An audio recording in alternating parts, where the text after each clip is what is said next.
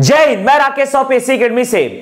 आज हम distance and time के अंतर्गत रेलगाड़ी या ट्रेन में न्यू वैरायटी के प्रश्नों को डिस्कस करने जा रहे हैं। ध्यान दीजिएगा। मान लीजिए प्रश्न है 100 मीटर लंबी एक ट्रेन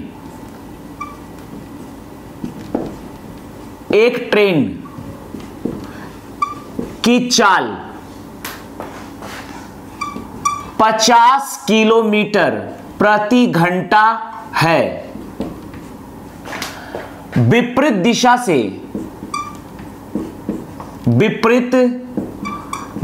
से आ रही 120 मीटर लंबी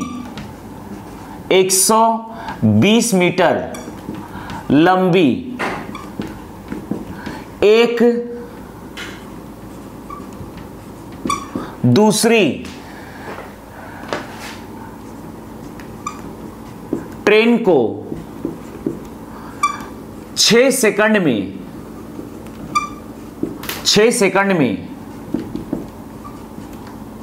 पार करती है। 6 सेकंड में पार करती है। दूसरी ट्रेन की चाल क्या होगी? दूसरी ट्रेन की चाल क्या होगी? ध्यान दीजिएगा, यह प्रश्न है। देखिएगा, इसे हम सॉल्व करने जा रहे हैं। सॉल्यूशन। 100 मीटर लंबी एक ट्रेन, मैंने मान लिया कि AB एक ट्रेन है और इसकी लंबाई है 100 मीटर। 100 मीटर लंबी एक ट्रेन की चाल दी गई है 50 किलोमीटर प्रति घंटा। विपरीत दिशा से आ रही, इस ट्रेन के विपरीत दिशा से आ रही एक दूसरी ट्रेन, मैंने मान लिया कि दूसरी ट्रेन है CD। विपरीत दिशा से आ रही एक दूसरी ट्रेन की लंबाई है 120 मीटर। विपरीत दिशा से आ रही 120 मीटर लंबी ट्रेन को 6 सेकंड में पार करती है। तो यहां पर ध्यान दीजिएगा, पहली ट्रेन दूसरी ट्रेन को 6 सेकंड में इस प्रकार से पार कर लेती है। ध्यान दीजिएगा। तो यहां पर पहली ट्रेन के द्वारा तय की गई दूरी बराबर होगा पहले ट्रेन की लंबाई प्लस दूसरे ट्रेन की लंबाई। पहले ट्रेन की लंबाई है 100 मीटर प्लस दूसरे ट्रेन की लंबाई 120 मीटर, तो ये हो जाएगा 220 मीटर। यहां पर 6 सेकंड में पार करती है, अर्थात समय दिया गया है 6 सेकंड। यहां पर समय दिया गया है 6 सेकंड। दूसरी ट्रेन की चाल क्या होगी? यहां पर दूसरी ट्रेन की चाल अननोन है, इसे हम मान लेते हैं x किलोमीटर प्रति घंटा और इसकी वैल्यू हमें फाइंड आउट करनी है। जबकि यहां पर दोनों ही ट्रेनें गतिशील है और विपरीत दिशा में गतिशील है, तो यहां से हम निकाल सकते हैं देयरफॉर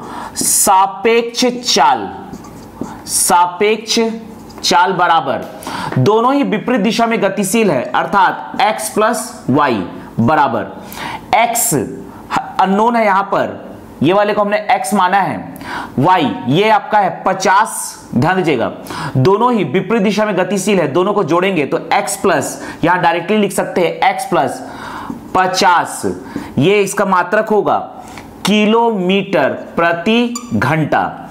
यहां पर किलोमीटर प्रति घंटा को हम चेंज कर सकते हैं मीटर प्रति सेकंड में, तो 1000 से मल्टीप्लाई कीजिए, 3600 से डिवाइड कीजिए, तो यह आ जाएगा मीटर प्रति सेकंड। यहां पर हमें दूसरे ट्रेन की चाल ज्ञात करनी है, जबकि हम जानते हैं चाल बराबर होता है दूरी बटा समय के, और यहां पर सापेक्ष चाल निकला है x प्लस 50 इंटू 1000 बटा 3600 बराबर दूरी है यहां पर 220 मीटर बटा समय है 6 सेकंड।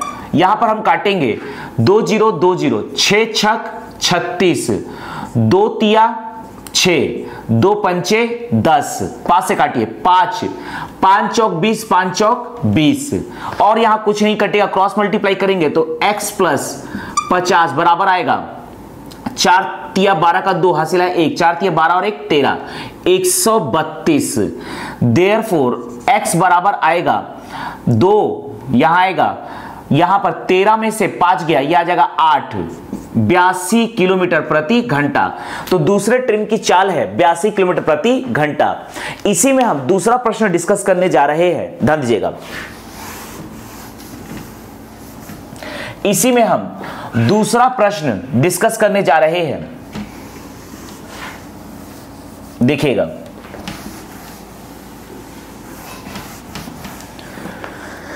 मान लीजिए अगला प्रश्न है 250 मीटर लंबी एक ट्रेन की चाल 70 किलोमीटर प्रति घंटा है, विपरीत दिशा से आ रही 150 मीटर लंबी एक दूसरी ट्रेन को 20 सेकंड में पार करती है, दूसरी ट्रेन की चाल ज्ञात कीजिए। यहां पर ध्यान दीजिएगा, पहली ट्रेन की लंबाई है 250 मीटर और इसकी चाल है 70 किलोमीटर प्रति घंटा।